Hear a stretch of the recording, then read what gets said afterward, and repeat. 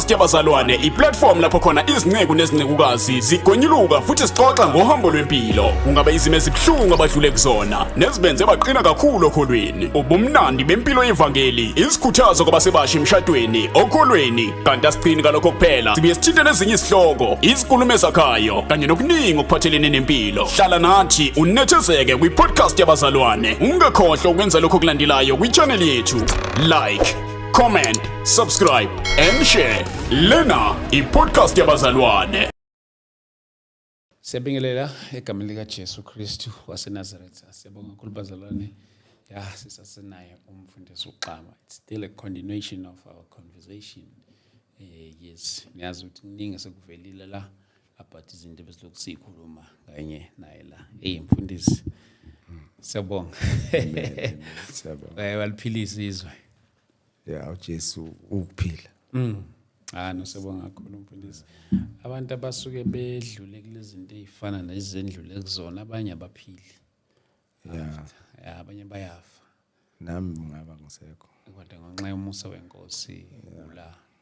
So uNkulunkulu uyakuveza ukuthi ngizofika ke kusho ukuthi lapho kubalekile ngoba mangizokwenza i-decision yokuyilahla lezikhwama. Kwafika lokho ukuthi usufuna ukufa yini.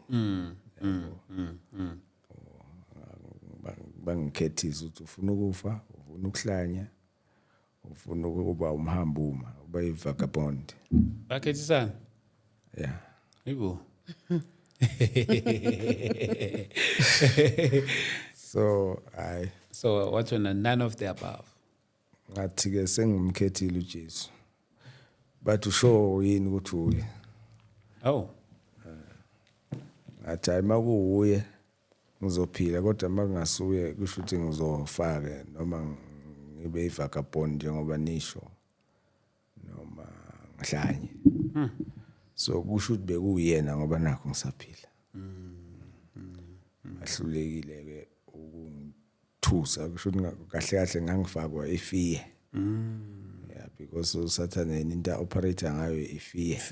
Yes. Once wasaba. Because at the back of my mind ngithi mosi ozelwe lukhona usuku lokuhamba emhlabeni. Noma bangangithusa ngayo ukufa. Yes. Ngoba sengize ngazalwa futhi kune departure. Angizokusaba ke. Yabo. Siyabonga. Ngiyazi ukuthi ngifuna singene kule insindiso. Alright. Ngifuna singene kule insindiso. Okay. Mfundisi ngiyazi ukuthi abanye abantu abaningi uma umuntu ekhuluma ngalezi zinto kwesinye isikhathi noma eveza ukuthi sesindisiwe kodwa abanye suke balokhu benamathele kule lokhu befuna usizo lalezi zinto lokhu bebheke Egypt. Bangalidingi usizo lento sekuyona nje kamanje. Do you encounter such people? Kakhulu. Futhi nje ngathi sometimes uSathane uyangibhiqela. Khona abanye the few nje engabathwasisa yabo. Maye ngithola salvation kwamele ukuthi ngiyobatshela ngoJesu. Yabo. Abanye bayilahleke lezi zinto seyishisa. Abanye bathi uyasiconfuse ke manje. Abanye bathi hayi wenza imistake ulahla isiphiwo esingaka. Hayibo. Yabo. So abanye bafune okunye kade nginako njengalo ngibengibhala kakhulu ke ngoba imithi beyiza ngamaphupho. So omunye nje walithatha lelo bhuku wangcwatshwa. Yabo. Because wathi awukwazi ukulahla information engaka. Yabo. Thina sisaqhubeka nobunyanga letha la lento. Ayike kanti usethatha into case kaNkulunkulu. Azange aliphele iviki. Wavele nje waqhuma intamo. Hayibo. Kwaphuma igazi la. Mabemlethela i-breakfast ekseni thulile. Yabo. Ushawa yiyo lento. Ngizothi ushaya uNkulunkulu ngoba ngimchazela ukuthi ngibe ne-encounter kufika uJesu la insuku ezu7 wangitshela ukuthi lento engiyenzayo akusinto engizalelwe akusinto engizele emhlabeni into engizele ukutshela abantu ngaye yabo. So ke mase singena kuyo indaba yensindiso ukuthi ifike kanjani, uyakhumbula bengishare ngama rituals la bengwenza ngo10 to 4. Yes. So kwaba nelanga ke la ngiyavuka sekungenile kusystem, sengiyavuka ngiyaliphehla lebhudlu leli, ngithela le into zakhona lezi, ngiyalidla igwebu. Mangithi nje mase ngiqedile sengilisusa ngiyobeka lapha emsamo, ngizwe kuba nesound ethi yabona inyoni kuthi yabo mayizo lenda nje ya kube nesound yama wings ithi yabo. Awuma ngithi ngiyabheka hawu umuntu lo kusho ukuthi angel unama wings yabo, unama wings amakhulu. Mangithi ngiyabuka ngathi rainbow ikhala yawo yabo, kunama colors amahle ngathi rainbow yabo. So mayingena njengoba ngichazela ukuthi kunamabhodlela la bengifaka khona imithi, kodwa mayisebhodleleni angithi ngeke ubone ukuthi ngithi crushiwe lento. Yeah. So la enhlizweni nje ngifuna uyichazela iangel. Yes. Ngithi mina hayi ungamangali mawubona le mithi le yabo, umthetho wami mina ngenyanga yabo. Hayi ingakhulumi lutho, ivele nje ihlale benginenye couch ecishe bengaka, ifike ihlale nje kwi couch yabo. Ngithi hayi ungamangali mawubona amathamba abantu lana, mina ngenyanga umsebenzi wami ubunyanga. Hayi ngangiphendula. So ngigcine manje sengisondela kuyona yabo, ngimangele ukuthi mayicwayiza uke wayibona eagle amehlayo. Yeah. Yeah, uyayibona ukuthi icwayiza kanjani. Amehlwayo ngathi kanjalo mayicwayiza. So ngibuka le into engimangazayo nje ukuthi hawu amehlo akanje yabo, lo ngiyasondela. So emva kwaloko ivela isukuma, ayikhuluma ngalutho. Isukuma iphumela ngaphandle lapha ku-outdoor ebalcony, ivele indize yabo. So mase digesta nje mina into eyenzakalile, ngithi angel ushuthi leyana yabo. Manje wayengakhulumanga yabo, ngiyayibuza nje yabo. Hayi mase ngibhekisisa ke le ndaba ngathi kusho ukuthi ibizo ubonile le verse besilifunda ka13. Yes. uMatthew 14:13. Yeah, ukuthi uJesu ikhanda lika John mabelicela ukuthi uThemayezwa wahamba waye ku desert. Yes. Wayoba yedwa ayokhala lapha. So I think iangel ibithunyelwe ukuzo verify nokuzo confirm ukuthi ngempela lezi zinto ezikhona lapha. Yabo. Because ayikhuluma ngalutho, yimi okhulume ngazo lezi zinto ngathi ingamangali. Yabo. So kusho ukuthi I think yasihambisa ireport. Yeah. Ukuthi zikhona lezi zinto. Yabo. That's when ke mhlawumbe kungaphela iperiod engaba 4 weeks to 6 weeks. Yabo. Kulo 4 to 6 weeks bese kuba ne visitation ke, ngibona ngilele. Mangilele yabona ku bright kanjani. Lelo kube ne color bright kanje. While ngisalele uthi pha la ku main bedroom yami. Ngiyabona kunomuntu ongenayo akawuvula umnyango. Uza nalokukhanya, ukukhanya nje kanje. Uyahamba ugqoke impurampuri irope emhlophe. Okay. Yabo. Afikeze kimi embedeni. Afika ahlala embedeni. Yabo, mayihlala nami ngithole sengihleli naye embedeni. Yabo. Athi kimi ngize kuwe ngizokutshela ukuthi mina ngikuwe wena ukimi. Manje yabona ukuthi physically ngihlele eceleni kwakhe naye uhlele eceleni kwami sihleli phezu kombhede.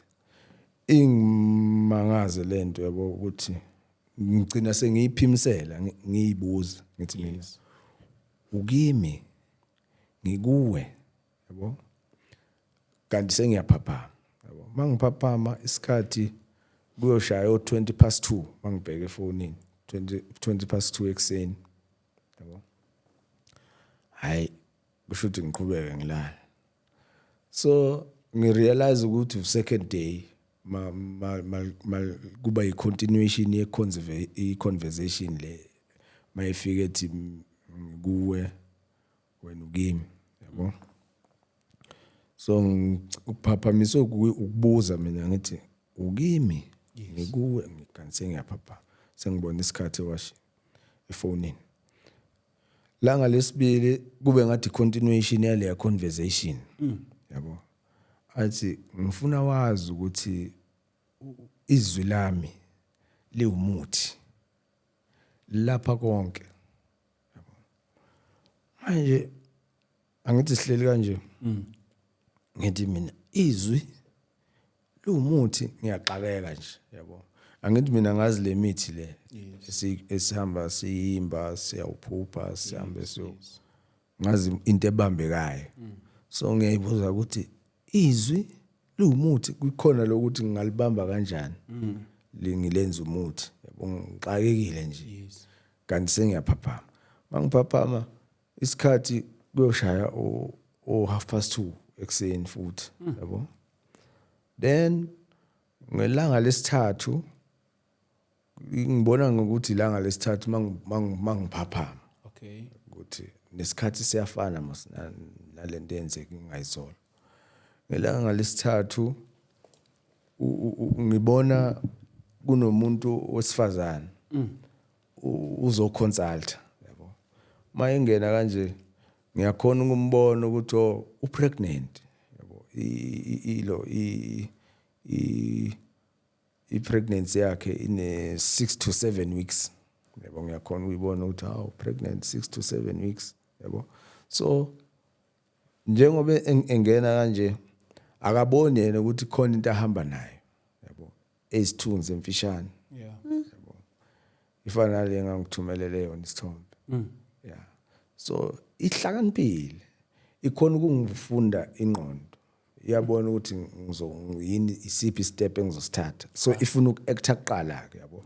So njengoba pregnant kanje isheshe ngibuke kanje ifaka isandla sayo la kuyiwumbu yabona la ku umbilical cord ifika ibambe la it yabo. So ngiyibone mina ke isandla sami sesistretcheka kodwa sibe in a spirit form sikwazi ukubamba la ibambe khona yabo. So kwenzeke into strange ngikhuluma ilanguage ngimthandazo engingakaza into Azwisho. ngithole ngikhuluma njengoba ngiyibambe kanje ngibambe la ibambe khona ngithi in the name of Jesus yabo. Ngakaqeda ukuthi in the name of lento kube ngathi yabona ugesi mawuyi high voltage yeah kube ngathi kuzi force enjalo la ezandleni ithi kule lento iphume angiyibonanga nokuthi iphume ibaleke kuphi yabo. Sengiyaphaphama ngiphaphama lento ngathi beyenzeka ngempela kubona ukujula okuncane mangithi ngibuka isikhathi 2:20 Yo. Manje mangithi ngiyabuka ngithi hawo lo muntu mosubezo consult ivele yabaleka lento umsebenzi wami uvele wabalula mos kusho ukuthi maye kanjena fanele ayogezwa yabo emanzini ahambayo noma empophomeni thola indwango lemhlophe uthwebule lesithunzi lesi yabo. So lento le asenzanga leyo process nokuthi kuze kutholakala igazi lenkukhu na ivele nje igxuma ibaleke nje kanjalo yabo. Then ngosuku lesi4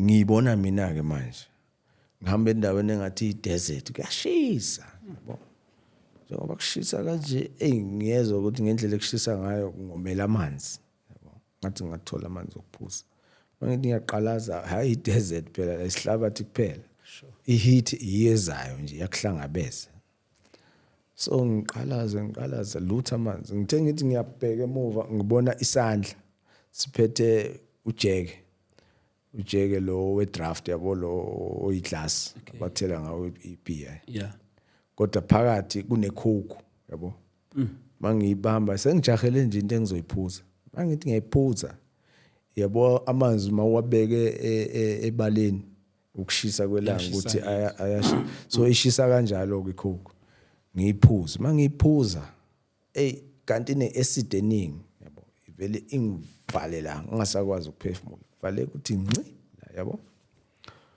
so from lapho ngikhona ku-desert ngithole sengise esigodlweni lapho engilaphela khona kule phupho se ngithi mina hayi ngifuna ukuprova lento eshiwo lo muntu yabo le mithi la angizi kuyisebenzisa khona le mithi le yabantu abaphethwe isifuba sedliso abe asthma yabo lesi sifuba sithi tswi ikhona le mithi ngiyazi ngithi hayi ngifuna ukuprova lento eshiwo lo muntu bese ngivele ngithatha izandla zami ngiyibeka la yabo kule phupho ngenze njengalesa sikhathi mama pregnant khulume ngeli angikakazi nokuthi ilimi lesi yabo angasindiswa ngasi so ngiyithole ngithi rekabashanda in the name of Jesus mangisho njalo izandla zami zibe ngathi ziba magnetic yabo force enkulu manje esibhedlela nokubona umuntu maye ngathi uyafa babembeka lezi zinto engathi ama-iron la zithi hlo ukuthi angazi ibizwa ngani izandla zami zibe magnetic kanjalo mangithandaza ukuthi hlo kuvele kuvuleke la ngikhona ukuphefumula ngena umoya fresh ngithi hawu lento ivele yenzeka nje ngingathintanga muthi yabo kanti sengiyaphaphama mangiphaphama yizo le ikhathi lezo 20 past to 2:30 AM yabo then ngelanga lesi-5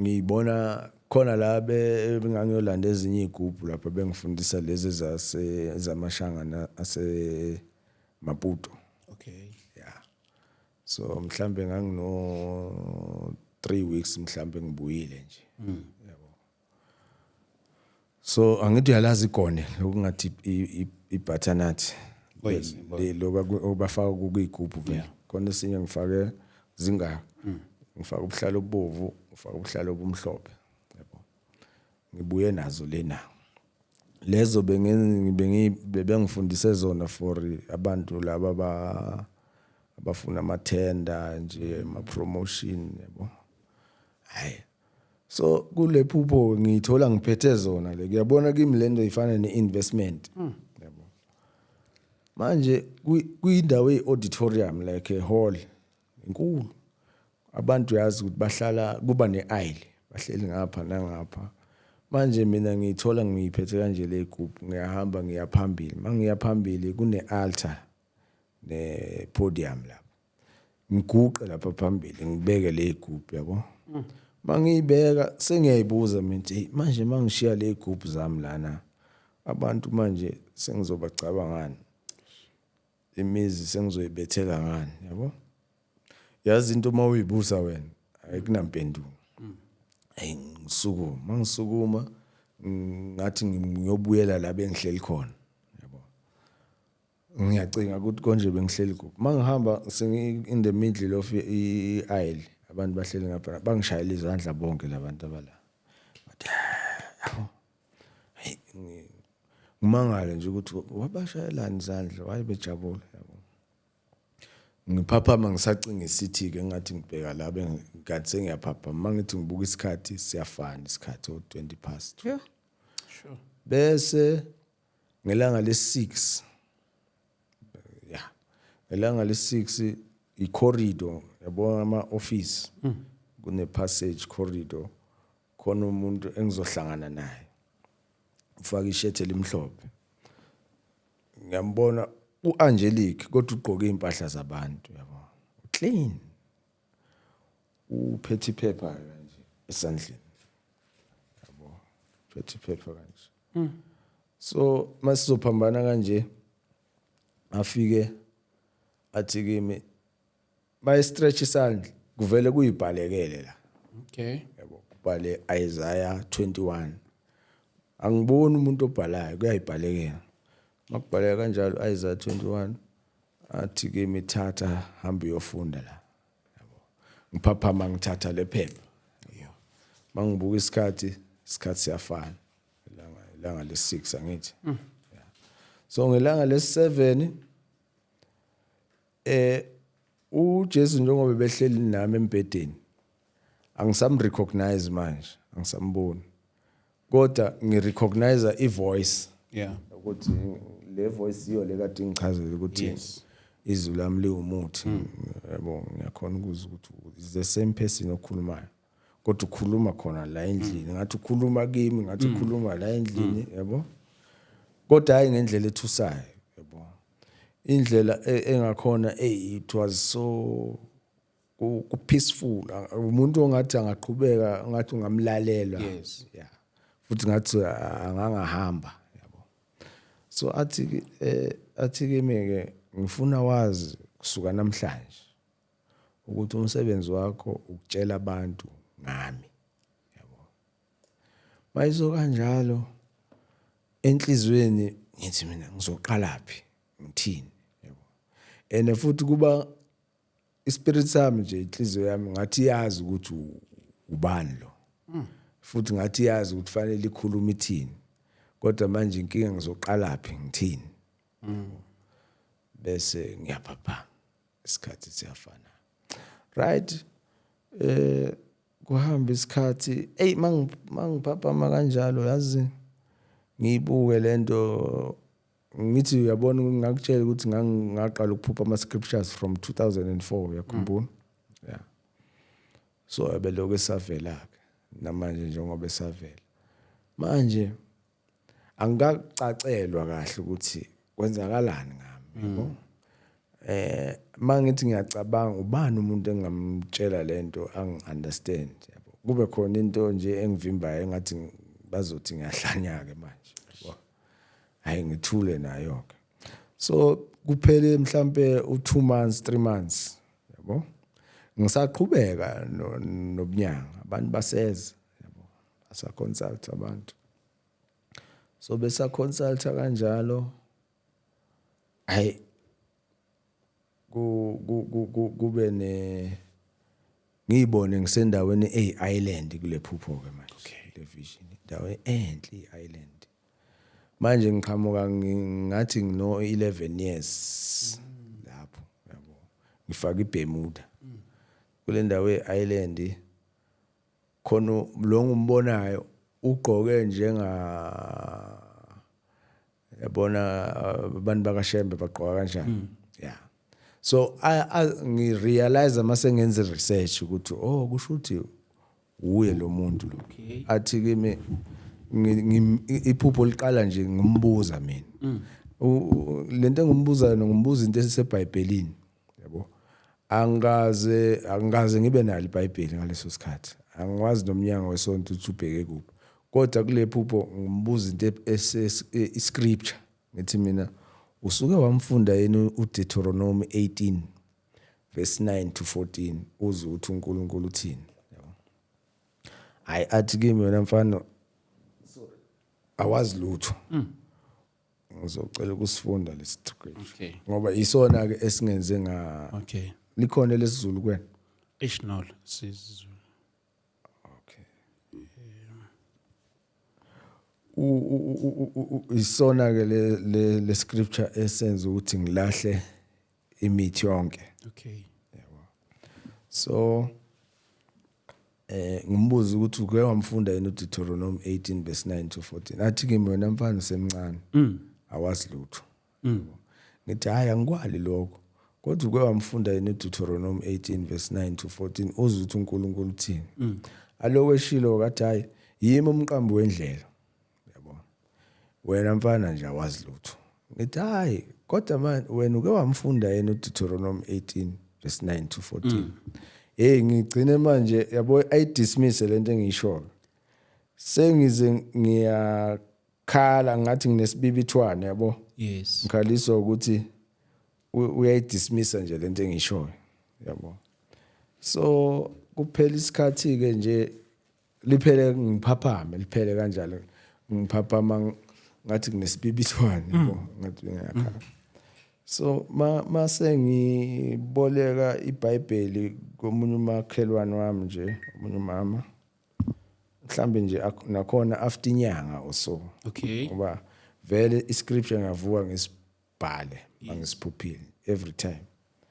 So bengenza njalo from 2004. So ngoba sengisibhalile sengiboleka iBhayibheli.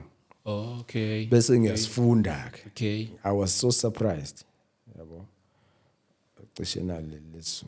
Thola izulu. Yes. Deuteronomy 18 verse 9 to 14. Okay. Uthi nxa usufike ezweni uJehova uNkulunkulu wakho akunika lona awuyi kufunda ukwenza izinengiso zalezo zizwe. Yeah. Makungafunyanwa kuwe umuntu odabulisa indodana yakhe noma indodakazi yakhe emlilweni noma umbhuli noma ohlola imhlola noma owenza imilingo noma umlumbi noma owenza iziphonso noma obhula emadlozini noma umthakathi noma umlozikazana ngokuba yilo nalo ozenza lezi zinto uyisinengiso kuJehova. Ngenxa yalezi zinengiso uJehova uNkulunkulu wakho uyabaxosha phambi kwakho. Mawuphelele kuJehova uNkulunkulu wakho. Ngokuba lezizwe oyakuzidla ziyabalalela abahlola imhlola nabanamadlozi. Kepha wena uJehova uNkulunkulu wakho akakuvumelanga ukwenza kanjalo. Yabo? Mase ngisifunza sikhuluma ngami. Ngiyakhumbula ukuthi ngeke ngashare ukuthi nginabalozi yabava uthi owenza lezi zinto onedlozi onabalozi owenza ukulumba yabo uyazi ukuthi umuntu banokumfaka ilumbu. Yes. Zonke lezi zinto zibaliwe la yabo. Yes. Usethini angikuvumelanga ukwenza kanjalo. So ngivele ngibone ukuthi ngiyalifunda ngiyambuza umqambi wendlela ukuthi uke walifunda yini uthi ngisemncane angazi lutho kodwa mangilifunda likhuluma ngami kodwa angazi noma kuyiqiniso kangakanani ukuthi angaze ngibe neexposure nenkolo yakaShembe kodwa ngiyizwe bethi abantu abangasekho bashonile ibona baba ama messengers abahambisa ama message kuNkulunkulu. Yabo. I'm not sure angazi. Kodwa la mawulifunda leyababala ngithi bengisebenzisa idlozi. Yes. Sebenzisa abalozi.